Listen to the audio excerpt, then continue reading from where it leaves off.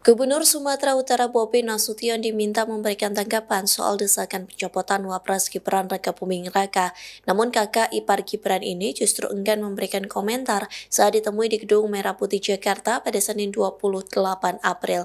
Bobi mengatakan usulan tersebut tidak perlu ditanggapi olehnya. Hal itu dikarenakan sudah banyak pihak yang memberikan komentar terkait usulan Forum Purnawirawan TNI ke MPR agar Gibran dicopot.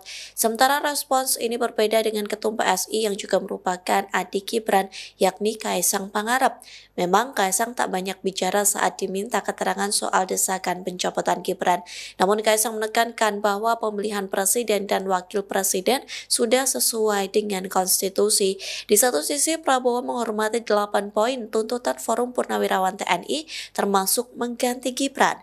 Namun Prabowo tidak serta-merta bisa menjawab tuntutan tersebut lantaran ia merupakan kepala negara dan kepala pemerintahan.